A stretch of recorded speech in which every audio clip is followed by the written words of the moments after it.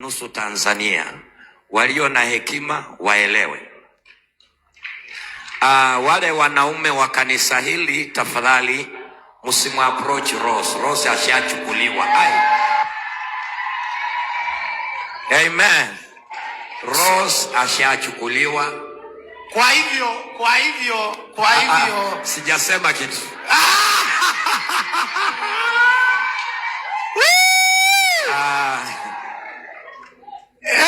Rose ni Mbaluya saizi.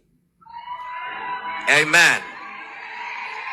Yamekuwa chini ya maji lakini nabii. Harusi tunayo hatuna. Harusi tunayo hatuna. Sijaona. Harusi tunayo hatuna. Actually, kiongozi wangu, tukipata kibali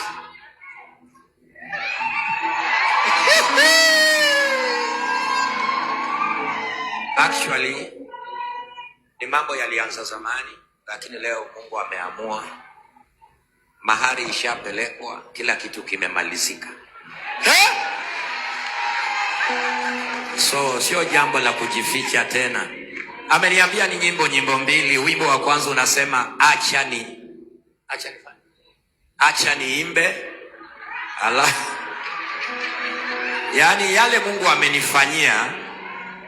Nakumbuka tukienda Tanzania, it was 2023 for dowry. Nilipigiwa simu kutoka State House wakasema it is Kenya marrying Tanzania.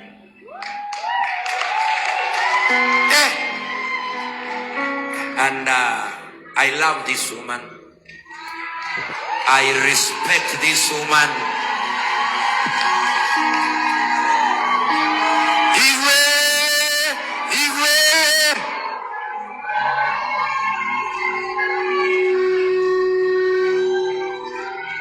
Amen. Hey, leo tumepatikana. Naomba katika kamati ya harusi ya Rose natoa 200,000. 200K.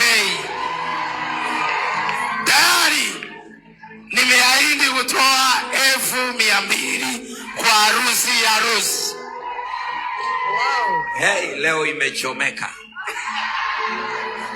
Sijui kama itaenda media. I'm just worried, you know. Prophet is weird. Imeenda.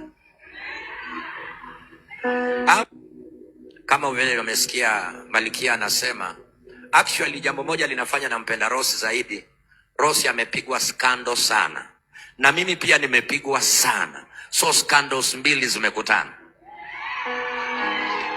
Number 2, Kayole imedharauliwa sana. Kanisa hili sasa tutakuwa marafiki. Tulikuwa tunaongea na Rose juu ya Jacaranda. I think sisi wawili tumetosha kujaza Jacaranda.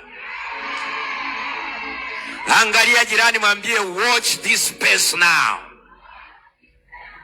Jambo la mwisho, kwa hakika nilianza uimbaji zamani, lakini I am media shy.